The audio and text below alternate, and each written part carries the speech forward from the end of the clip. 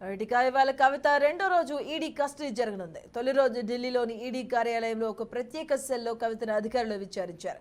కవితపై ED ప్రశ్నల వర్షం కురిపించింది. ఆప్కు ఇచ్చిన 100 కోట్ల ముడుపులు ఎక్కడి నుంచి వచ్చాయంటూ ప్రశ్నించింది ఈడీ.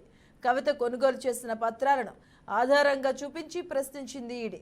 ఢిల్లీ న్యూ లిక్కర్ పాలసీకి సంబంధించిన 192 కోట్లు ఎక్కడ ఇన్వెస్ట్ చేశారంటూ విచారించింది. కవిత విచారణను వీడియో రికార్డింగ్ చేశారు అధికారులు.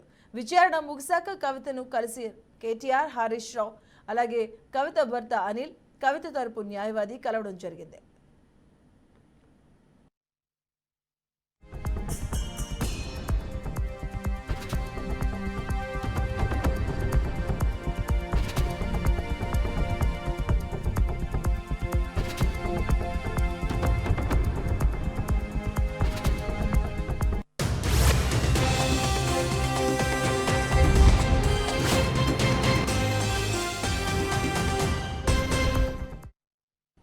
కవిత అరెస్టును సవాల్ చేస్తూ కవిత భర్త అనిల్ సుప్రీంకోర్టులో కంటెంప్ట్ పిటిషన్ వేయనున్నారు. ఢిల్లీ లిక్కర్ స్కామ్ లో అరెస్ట్ అయిన ఎమ్మెల్సీ కవిత సుప్రీంకి వెళ్లనుంది. కవిత అరెస్టుకు వ్యతిరేకంగా కవిత భర్త అనిల్ సుప్రీంకోర్టులో కంటెంప్ట్ పిటిషన్ వేయనున్నారు. కవిత తరపున ప్రముఖ లాయర్లు కపిల్ సిబల్, రోహగతి వాదించనున్నారు. కవిత తరపున ప్రముఖ లాయర్లు కపిల్ సిబల్ వాదించనున్నారు.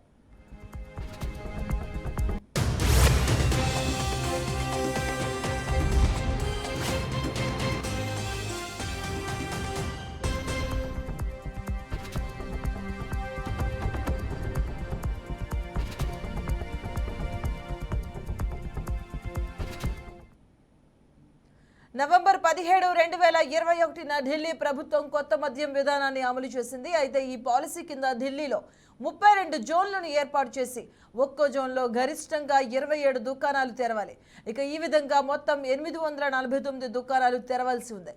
ఈ పాలసీ అమలుకు ఢిల్లీలోని అన్ని మద్యం దుకాణాలను ప్రైవేట్ పరం చేశాయి. అయితే గతంలో ఢిల్లీలో 60% మద్యం దుకాణాలు ప్రభుత్వం, 40% ప్రైవేటు మద్యం దుకాణాలు ఉండేవి.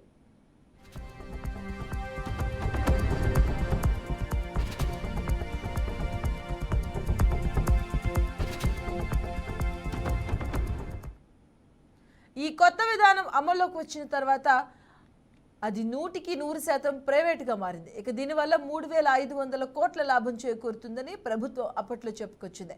కవితకు అనేక వ్యాపారాల్లో భాగస్వామ్యం ఉంది. అందులో సౌత్ గ్రూప్ ఒకటి. ఈ గ్రూప్ని కంట్రోల్ చేసే వారిలో కవిత ఒకరు. ఢిల్లీ ప్రభుత్వ మద్యం పాలసీ రూపకల్పనలో ఆమ్ ఆద్మీ పార్టీ సభ్యులకు అనుకూలంగా వ్యవహరించినందుకు ఆ ప్రతినిధి విజయ్ నాయర్కు కవితకు చెందిన సౌత్ గ్రూప్ 100 కోట్ల ముడుపులు ఇచ్చినట్లుగా ఆరోపణలు ఉన్నాయి.